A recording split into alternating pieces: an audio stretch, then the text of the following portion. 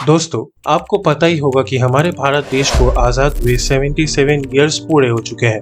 भारत को 1947 में ब्रिटिशर से आजादी मिली थी, जिसका सेलिब्रेशन हम लोग हर साल बड़ी ही धूमधाम से करते हैं। और आज मैं आपको हमारे भारत देश की आजादी के बारे में कुछ ऐसी फैक्ट्स बताने वाला हूँ जो शायद ही आपको पता होगा, तो इस वीडियो को अंत तक जरूर देखें। Fact number 5। चलो मैं आपसे एक सवाल करता हूँ, हमारा नेशनल फ्लैग सबसे पहले कब होस्ट किया गया? 1947 में?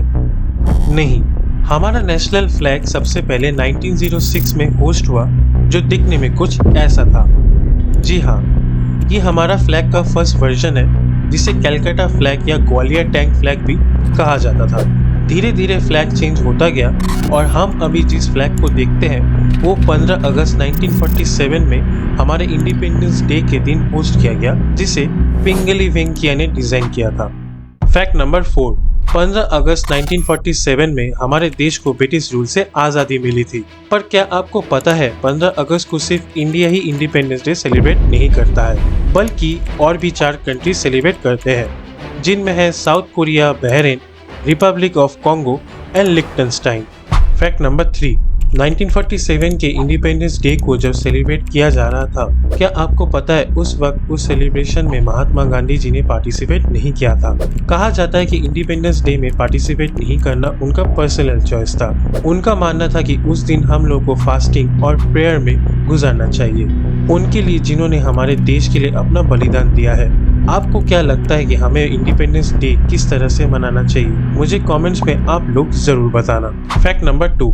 क्या आपको पता है हमारे पहले इंडिपेंडेंस डे को 2 तिरंगा लहराया गया था, जिनमें से एक था इंडियन नेशनल कांग्रेस का फ्लैग, जिसके बीच में चरखे का डिजाइन है, और दूसरा था पिंगली वेंकैया का डिजाइन किया गया नेशनल फ्लैग, जिसे हम लोग आज तक लहराते हैं। Fact number 1। क्या आपको पता है नेताजी सुभाष चंद्र बोस ने 1944 में एक बैंक बनाया था, जिसका नाम आजाद हिंद बैंक था। ये बैंक बर्मा यानी म्यांमार के रंगून शहर में स्थापित हुआ था। पुराने जमाने में राजा महाराजा अपनी खुद की करेंसी बनाते थे, उसी तरह नेताजी की सरकार ने अपनी करेंसी जारी की। इस बैंक की ओर से 5 रुपए के सिक्के से लेकर 1 लाख रुपए के नोट तक जारी किया गया था।